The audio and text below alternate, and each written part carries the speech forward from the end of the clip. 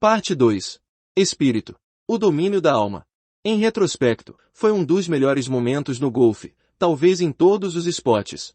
Em junho de 2008, Tiger Woods fez um birdie no último buraco do US Open Torrey Pines, ao norte de San Diego, e forçou um desempate de 18 buracos. Ele obteve uma vantagem inicial de 3 tacadas, mas a perdeu, apenas para se recuperar, fazer outro birdie e forçar Rocco Mediate, de 46 anos, a uma rodada de morte súbita. Naquele buraco de par 4, Tiger Woods faria mais um birdie para vencer seu terceiro US Open e seu 14º Major. Ele era o segundo maior vencedor de Majors na história do esporte. Com uma ruptura de ligamento cruzado anterior e uma perna quebrada em 2 lugares, Woods foi sem dúvida a primeira pessoa e provavelmente o último jogador de golfe na história a vencer sob tais condições uma partida tão turbulenta. Chamar isso de um triunfo da coragem e determinação é quase desvalorizar o desempenho de Woods, porque manteve tamanha compostura que ninguém que estava assistindo sequer soube da extensão de suas lesões. O próprio Woods só sabia das fraturas, não do fato de que a articulação de seu joelho fora basicamente destruída.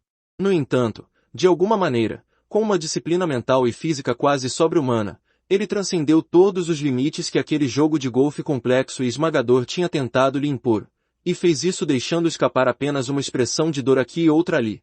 Poderíamos considerar tal momento como o ápice da carreira de Tiger Woods. Ele se afastou por 6 meses para se recuperar de uma cirurgia de emergência no joelho. Não muito tempo depois, sua amante, Raquel Schittel, foi flagrada em seu hotel na Austrália, e subitamente os segredos de sua vida pessoal deixaram de ser segredos. Quando foi confrontado pela esposa, Tiger tentou se safar com mentiras, mas elas haviam parado de funcionar. Dentro de minutos, Tiger estava estatelado na entrada da garagem de um vizinho, seu SUV amassado contra um hidrante próximo, e as janelas traseiras quebradas por um taco de golfe. Inconsciente, com a esposa chorando sobre ele, por um momento ele esteve quieto, de uma maneira como não ficava talvez desde que era bebê. Não durou muito. Em pouco tempo, uma avalanche de matérias em tabloides se seguiria, 21 capas consecutivas no New York Post. As mensagens de texto. Os casos com estrelas pornô e garçonetes, sexo frenético em estacionamentos de igrejas, sexo até com as filhas de 21 anos de amigos da família.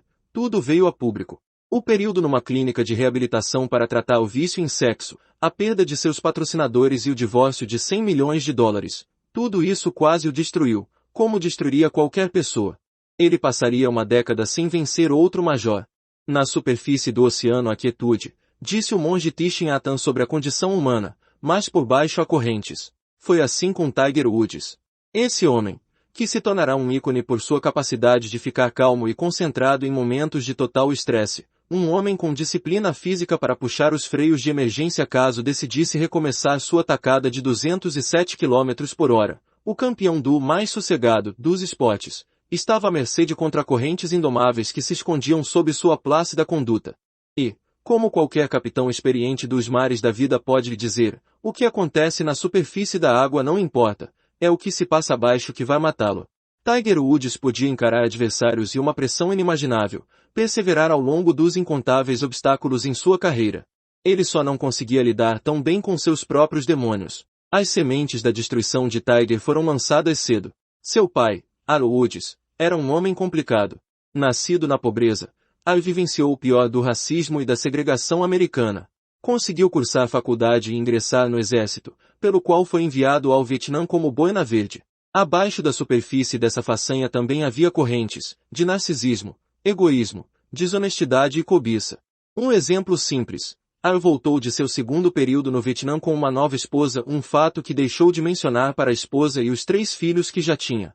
Quando Tiger nasceu desse segundo casamento, Al tinha 43 anos e não estava particularmente empolgado em reviver a paternidade. Durante o primeiro ano da vida de Tiger, Al exercia seu papel de pai prendendo o bebê numa cadeira alta enquanto praticava golfe na garagem. Foi de fato vendo o pai jogar golfe, em vez de brincar como uma criança comum, que Tiger desenvolveu sua obsessão quase anormal pelo jogo. Segundo a lenda da família, aos 9 meses ele deslizou da cadeira, pegou um taco e bateu numa bola de golfe. É uma história ao mesmo tempo tocante e completamente anormal.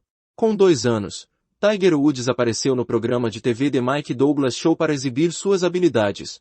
A audiência adorou, mas Jimmy Stewart, o outro convidado naquele dia, não achou divertido. Já vi um número grande demais de crianças queridas como este lindo menininho, disse ele a Douglas nos bastidores, e um número grande demais de pais iludidos. Ainda assim, a dedicação de seus pais foi sem dúvida o que permitiu a Tiger Woods tornar-se um grande jogador de golfe. Milhares de horas na garagem vendo o pai treinar gravaram em sua mente a bela mecânica de uma tacada. Os outros milhares de horas que eles passaram no driving range 3 e jogando golfe, graças em parte às tarifas com desconto que Ara obteve no campo militar perto da casa deles, foram fundamentais. Seus pais o apoiaram, levaram-no de carro para os torneios e contrataram os melhores técnicos. Eles não pararam aí. Ara Woods sabia que o golfe era um jogo mental, por isso se empenhou em preparar o filho para o implacável mundo dos esportes. Começando quando Tiger tinha cerca de 7 anos, Ara agiu ativamente para desenvolver a concentração do filho. Sempre que Tiger dava a tacada inicial o tee-off, Ara tossia. Ou tilintava moedas em seu bolso, ou deixava seus tacos caírem, ou jogava uma bola nele, ou bloqueava sua linha de visão. Eu queria lhe ensinar resistência mental, contou Ara. Se ele se distraísse com aquelas coisas pequenas que eu fazia, nunca seria capaz de lidar com a pressão de um torneio. Mas, à medida que Tiger crescia, o treinamento foi ficando cada vez mais parecido, como o próprio Ara admitiu, com um colégio interno cruel. Era um campo de treinamento com técnicas de interrogatório para prisioneiros de guerra, e intimidação psicológica, que nenhuma pessoa civilizada deveria infligir a outra. Ele me depreciava constantemente, diria Tiger depois. Me pressionava até o limite, depois recuava. Era bárbaro. Sim, bárbaro. É isso que significa, para um menino, ouvir seu pai insultá-lo quando ele tenta praticar um esporte, chamá-lo de filho da puta, quando ele está tentando se concentrar.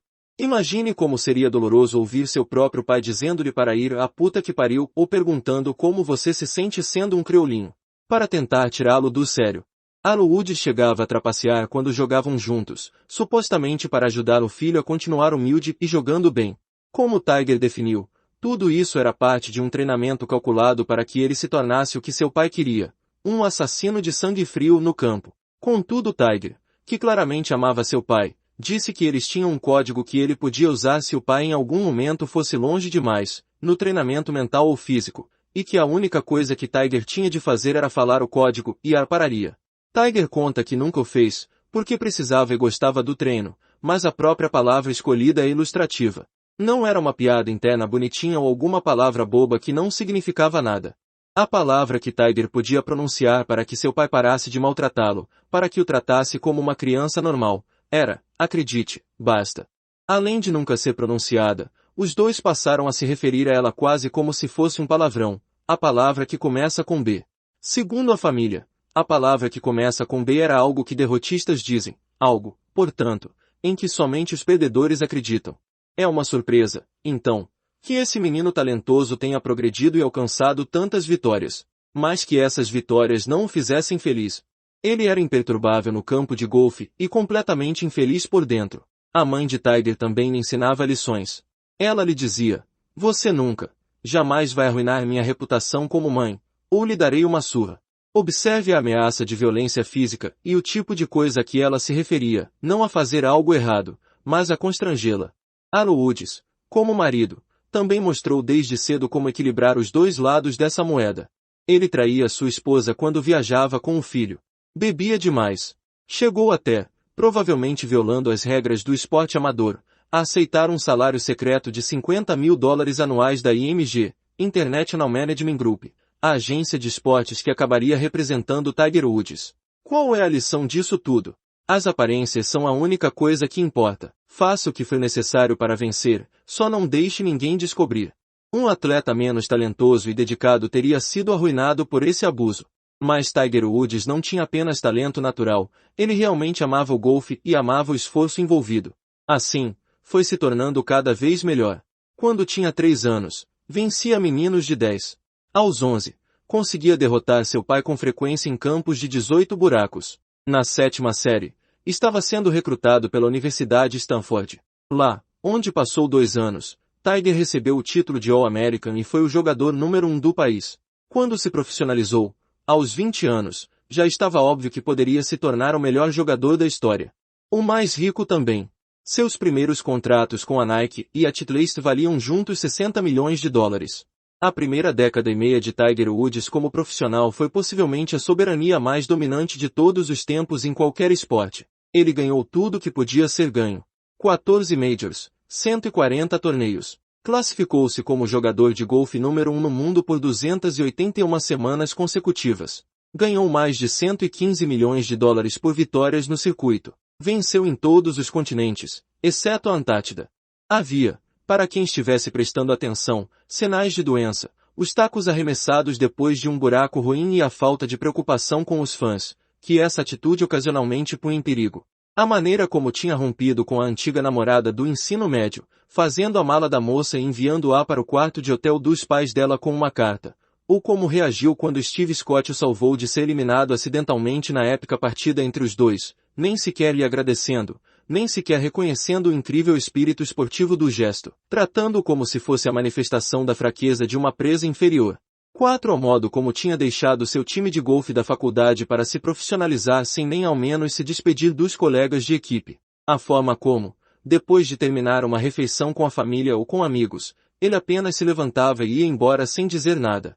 O fato de que podia simplesmente eliminar pessoas de sua vida. Uncanny, técnico de golfe de Woods, diria que, com o tempo, Tiger começou a compreender que qualquer pessoa que fosse trazida para o seu mundo era afortunada e teria que seguir suas regras. Isso era o que lhe foi ensinado pelos pais, que o criaram ao mesmo tempo como uma espécie de príncipe e um prisioneiro num experimento psicológico. A fama e a riqueza só contribuíram para isso. Eu sentia que trabalhara duro minha vida inteira e merecia desfrutar todas as tentações à minha volta, Tiger diria mais tarde. Sentia que tinha direito. Graças ao dinheiro e à fama, eu não precisava ir longe para encontrá-las. Podemos imaginar que Tiger Woods, como tantas outras pessoas bem-sucedidas, ficava menos feliz quanto mais ele conquistava. Tinha menos liberdade.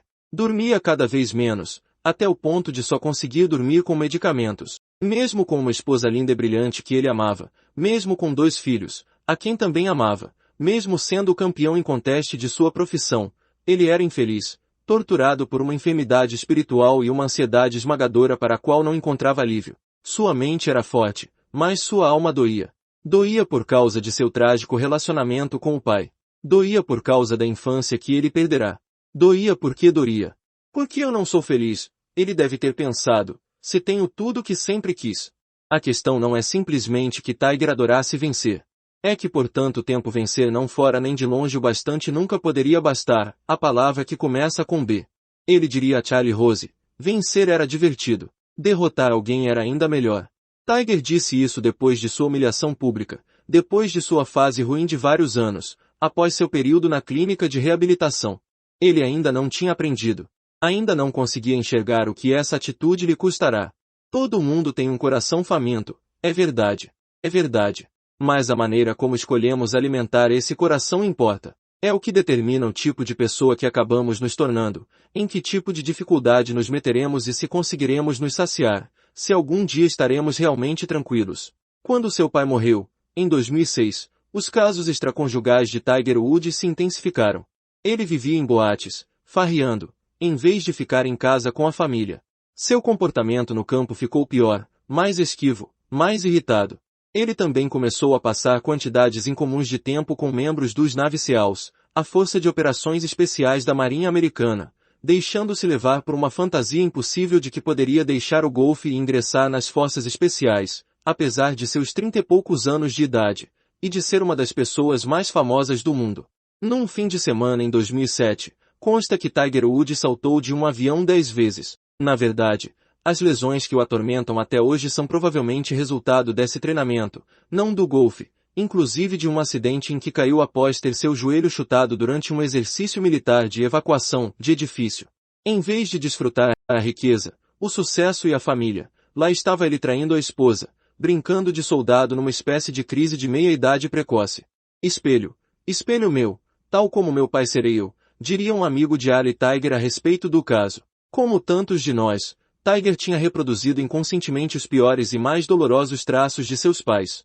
Alguns enxergaram esses anos infrutíferos após o retorno de Tiger ao golfe como uma prova de que o egoísmo de sua antiga vida ajudava o seu jogo. Ou que, de alguma maneira, o trabalho que ele fez na reabilitação abriu feridas que era melhor ter deixado fechadas. Como se Tiger Woods, um ser humano, não merecesse felicidade e existisse apenas para ganhar troféus e nos entreter na televisão. Pois que adianta ao homem? Perguntou Jesus aos seus discípulos, ganhar o mundo inteiro e perder a sua alma. É uma pergunta que devemos fazer a nós mesmos. Enganar e mentir nunca ajudou ninguém no longo prazo, fosse no trabalho ou em casa. No caso de Tiger, o fato é que ele era tão talentoso que conseguiu se safar até o momento em que não conseguiu mais. Em algum momento, é preciso dizer a palavra que começa com B, basta. Ou o mundo irá dizê-la para você.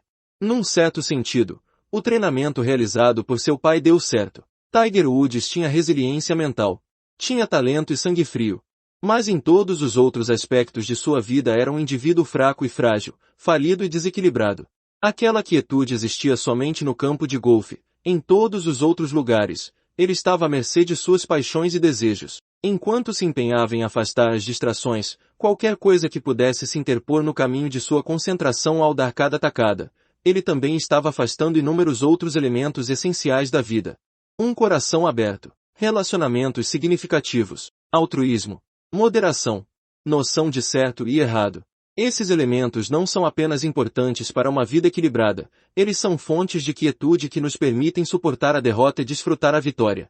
A quietude mental terá vida curta se nossos corações estiverem em chamas ou se nossas almas estiverem sofrendo com o vazio. Somos incapazes de enxergar o que é essencial no mundo se estivermos cegos para o que se passa dentro de nós. Não podemos estar em harmonia com nada nem ninguém se a necessidade de ter mais e mais estiver corroendo nossas entranhas como um verme. Quando você passa sua vida mentindo o tempo todo, viver não é divertido, Tiger diria mais tarde. Quando sua vida está desequilibrada, ela não é divertida. Quando sua vida gira única e exclusivamente em torno de você mesmo, ela é pior do que não divertida, é vazia e medonha.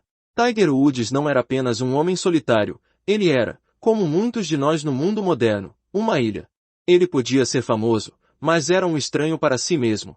Ninguém que lê sobre seus inúmeros casos fica com a impressão de que ele gostava disso ou que extraía deles grande prazer. Na verdade, temos quase a impressão de que ele queria ser flagrado, para receber ajuda.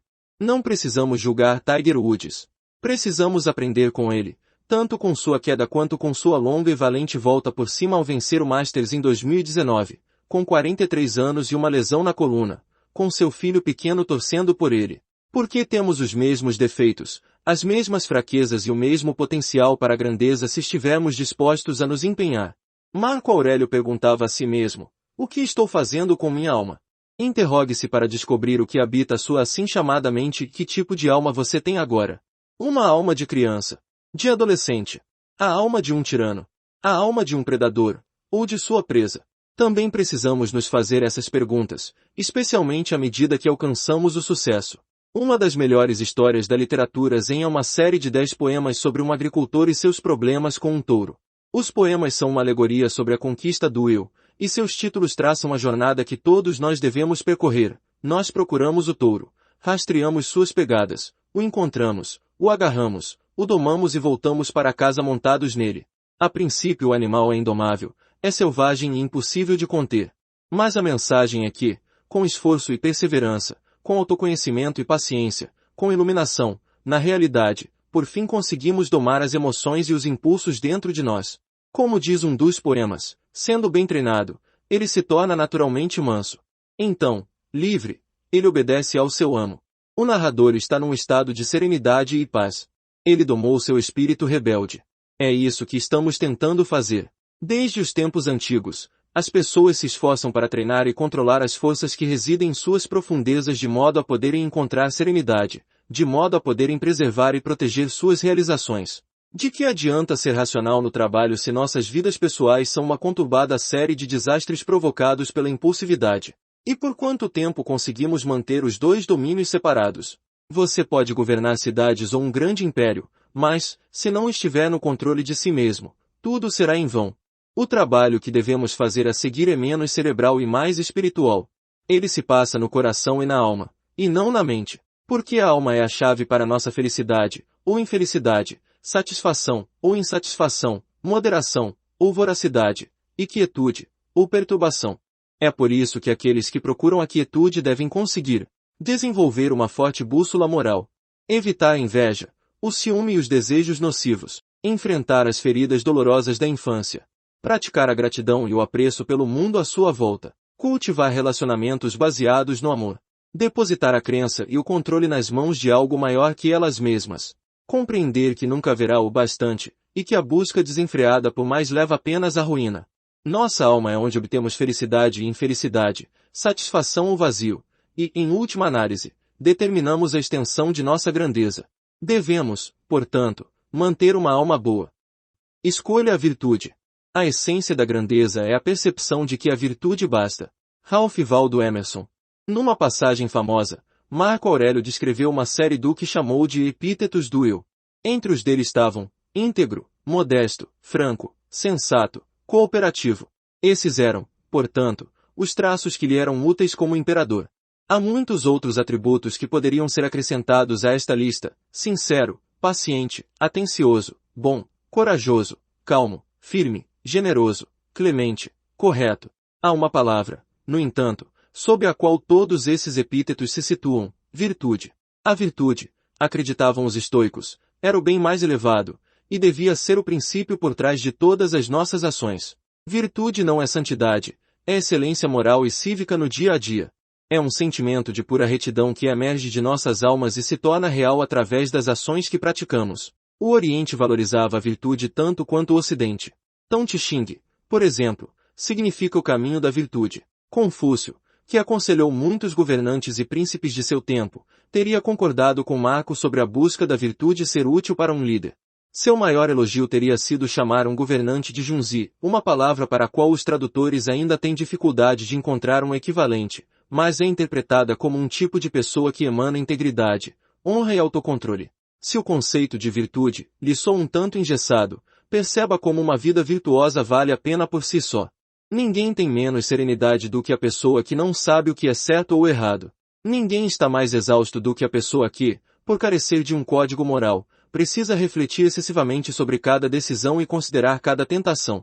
Ninguém se sente pior consigo mesmo do que o trapaceiro ou mentiroso, mesmo se, e muitas vezes especialmente se, ele for inundado de recompensas por suas trapaças e mentiras. A vida é insignificante para a pessoa que acha que suas escolhas não têm nenhum sentido.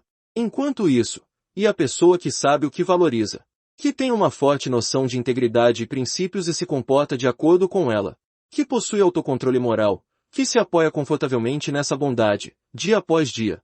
Essa pessoa encontrou a quietude, uma espécie de poder a que ela tem condições de recorrer quando enfrenta desafios, estresse e até situações das mais assustadoras. Veja a resposta do político canadense Jagmeet Singh a uma manifestante furiosa durante seu comício.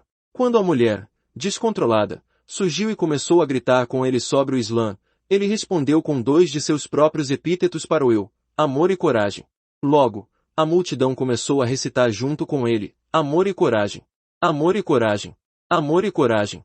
Ele poderia ter ficado ali e gritado de volta. Poderia ter fugido. A reação poderia levá-lo à maldade ou crueldade, na hora ou para sempre. É possível que ele tenha sido chamado a essas direções. Mas, em vez disso, permaneceu calmo, e aquelas duas palavras o ajudaram a se recompor em meio ao que era não só uma situação que punha em risco sua carreira, mas provavelmente pareceu ameaçar sua vida. Diferentes situações, claro, exigem diferentes virtudes e diferentes epítetos para o eu. Quando enfrentamos uma tarefa difícil, podemos dizer a nós mesmos repetidamente: força e coragem. Antes de uma conversa difícil com um parceiro, paciência e bondade. Em tempos de corrupção e maldade, bondade e honestidade. A dádiva do livre-arbítrio é a possibilidade de escolher entre ser bom ou mal. Podemos escolher os padrões a que nos prendemos e o que consideramos importante, honroso e admirável. As escolhas que fazemos nesse aspecto determinam se vamos experimentar paz ou não. Essa é a razão por que cada um de nós precisa parar e se autoanalisar. O que defendemos? O que consideramos essencial e importante? Para que estamos realmente vivendo? Na medula de nossos ossos, nas câmaras de nosso coração, sabemos a resposta. O problema é que a agitação da vida, a necessidade de seguir uma carreira e de sobreviver no mundo se interpõem entre nós e esse autoconhecimento. Confúcio disse que a virtude é uma espécie de estrela polar. Não só guia o navegante, mas atrai outros viajantes também. Epicuro, que foi injustamente estigmatizado como hedonista pela história, sabia que a virtude era o caminho para a tranquilidade e a felicidade. Na verdade, ele acreditava que virtude e prazer eram dois lados da mesma moeda.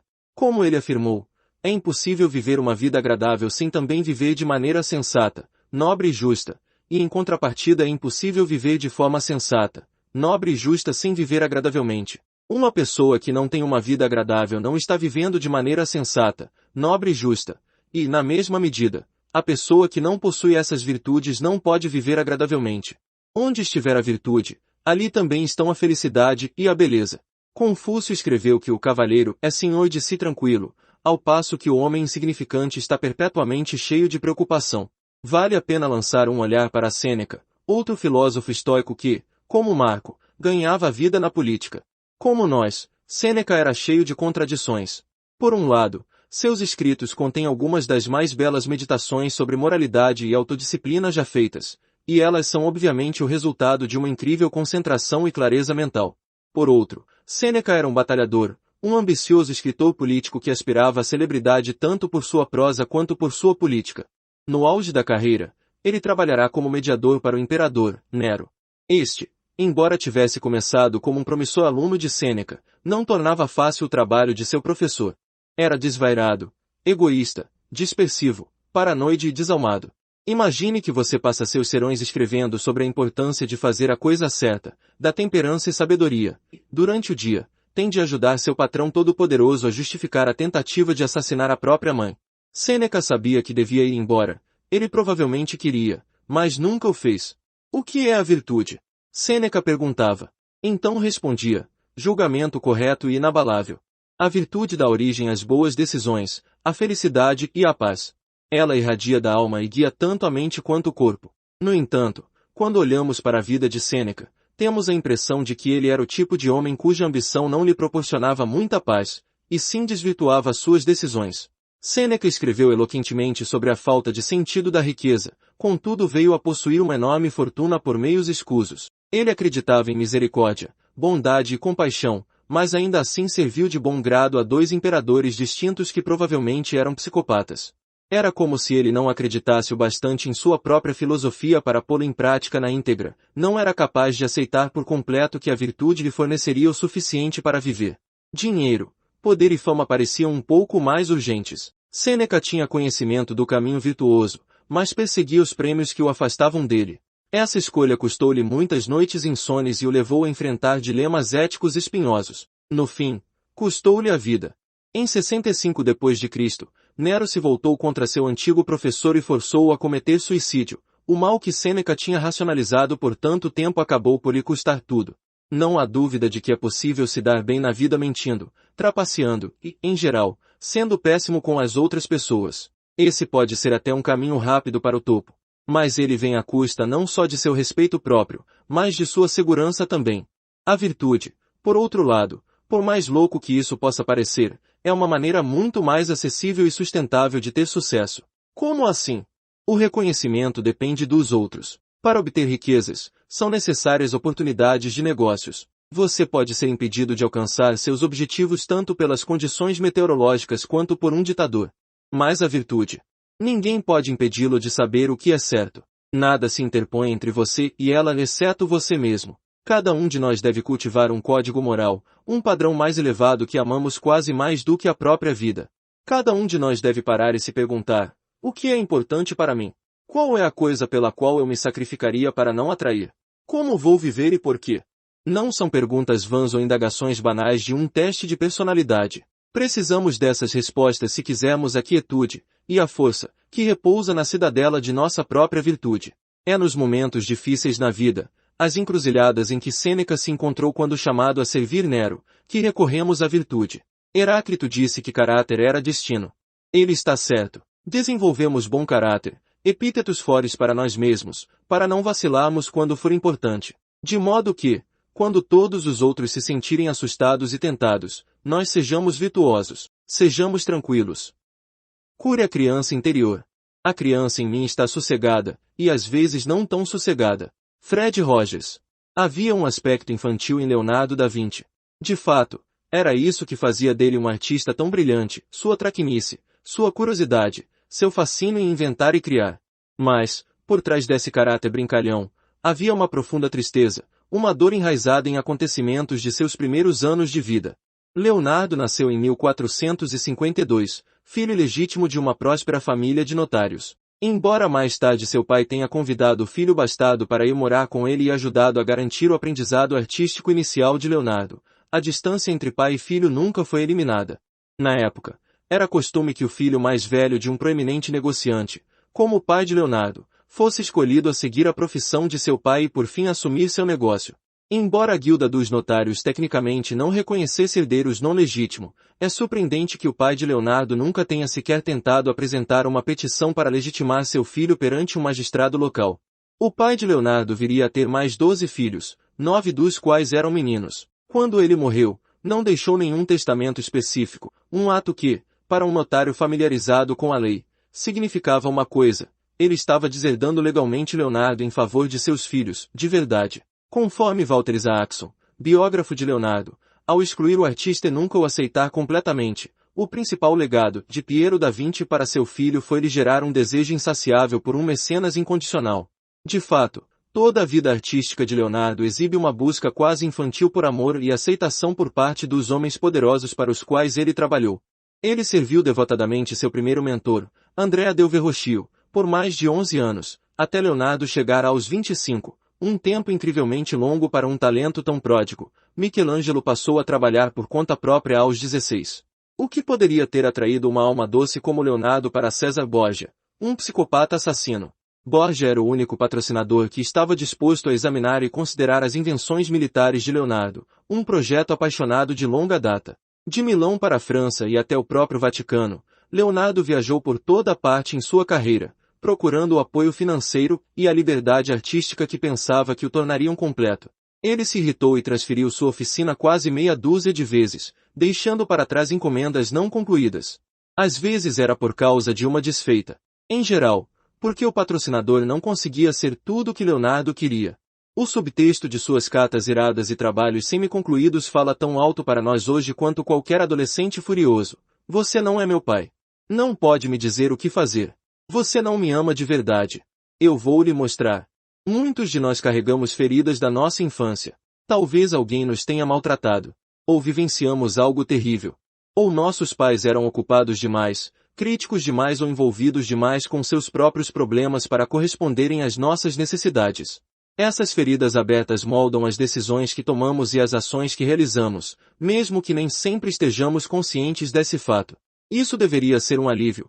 A fonte de nossa ansiedade e preocupação, as frustrações que parecem surgir tão subitamente em situações inapropriadas, a razão por que temos dificuldade em permanecer em relacionamentos ou ignorar críticas, não vem de nós. Bem, não de nós enquanto adultos, vem da criança de 7 anos vivendo dentro de nós.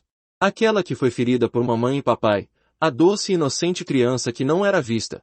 Vejamos a trajetória de Rick Ankiel, um dos melhores e mais talentosos arremessadores da história do beisebol. Sua infância foi em um lar violento, com um pai abusivo e um irmão traficante de drogas. Durante toda a vida, Rick sufocou essa dor e esse desamparo, concentrando-se em suas habilidades, e acabou se tornando o arremessador mais promissor das ligas menores.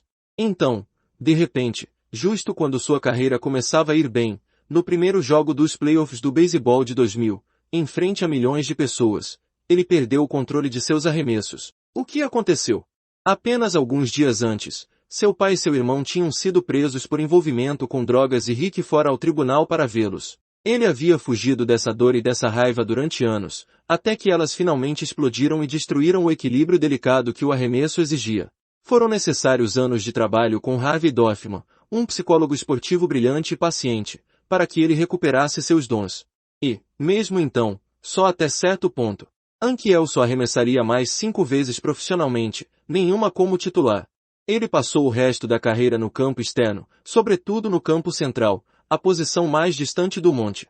O próprio Sigmund Freud escreveu sobre como é comum que déficits, grandes ou pequenos, numa idade precoce gerem atitudes tóxicas e turbulentas na maturidade. Por que não nascemos ricos o bastante, bonitos o bastante, naturalmente talentosos? Por que não éramos apreciados como outras crianças na sala de aula? Ou porque tínhamos de usar óculos ou adoecíamos muito ou não podíamos comprar roupas bonitas? Carregamos essa raiva dentro de nós.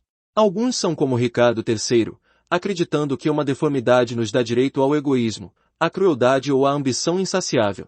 Como explicou Freud, Todos nós exigimos reparação pelas feridas antigas a nosso narcisismo. Acreditamos que isso nos é devido porque fomos injustiçados ou privados. Isso era Tiger Woods tal e qual. Contudo, criar um monstro para proteger sua criança interior ferida é um negócio perigoso. A lente da insegurança. A lente da ansiedade. A lente da perseguição. A lente do vou provar que todos eles estão errados. A lente do quer ser meu pai. Que Leonardo tinha.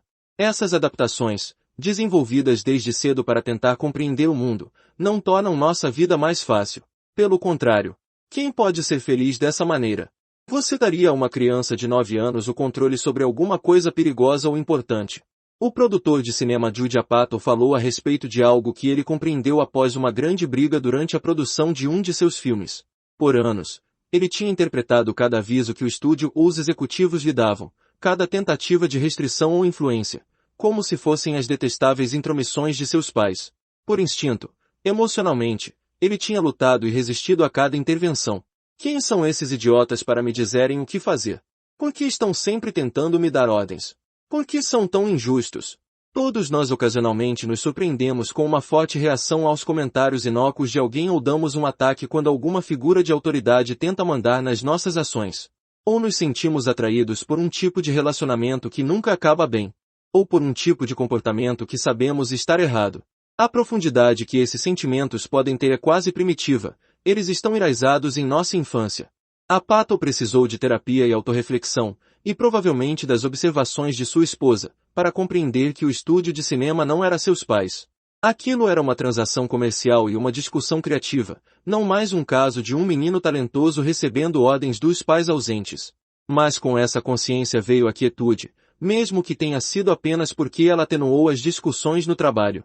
Pense em como a vida é melhor e menos aterradora quando não temos de ver as coisas pela ótica de uma criança assustada e vulnerável, em como a nossa carga será mais leve se não pusermos uma bagagem extra sobre ela. Será preciso ter paciência, empatia e verdadeira autoestima para curar as feridas em sua vida. Como Thich Nhat Hanh escreveu, após reconhecer e acolher nossa criança interior, a terceira função da atenção plena é acalmar e aliviar nossas emoções difíceis. Apenas ao abraçar essa criança com cuidado acalmamos nossas emoções difíceis e podemos começar a nos sentir em paz. Quando acolhermos nossas fortes emoções com atenção plena e concentração, seremos capazes de ver as raízes dessas formações mentais. Saberemos de onde veio nosso sofrimento. Quando virmos as raízes das coisas, nosso sofrimento diminuirá. Assim a atenção plena reconhece, acolhe e alivia. Dedique um tempo de reflexão à dor que você carrega desde as suas primeiras experiências. Pense sobre a idade, das reações emocionais que você tem quando é ferido, traído ou desafiado inesperadamente de alguma maneira. Essa é a sua criança interior. Ela precisa de um abraço seu. Precisa que você diga, ei, amigo, está tudo bem. Sei que você está ferido, mas vou cuidar de você. O adulto funcional intervém para reassumir e tranquilizar, para tornar a quietude possível. Devemos essa atitude a nós mesmos, bem como às pessoas em nossa vida. Cada um de nós deve quebrar o elo na cadeia do que o budismo chama de samsara, a continuação do sofrimento da vida de geração em geração. Aos 10 anos, o comediante Garry Shandling perdeu seu irmão, Belry, vítima de fibrose cística, e foi deixado pelo resto de sua vida à mercê de sua mãe angustiada e controladora, que ficou tão perturbada com a perda do filho mais velho que proibiu Garry de comparecer ao funeral por medo de que ele a visse chorar. Mas um dia, já muito mais velho, Garry escreveu em seu diário uma fórmula que poderia ajudá-lo a superar a dor, capaz não apenas de curar sua própria criança interior, mas de transmitir a lição aos muitos pupilos que ele tinha, como mentor e homem experiente do show business. 5. A fórmula era simples e é decisiva para romper o ciclo e aquietar a profunda angústia que carregamos conosco. Dê mais. Dê o que você não recebeu. Ame mais. Deixe a velha história de sempre para lá. Tente fazer isso se puder.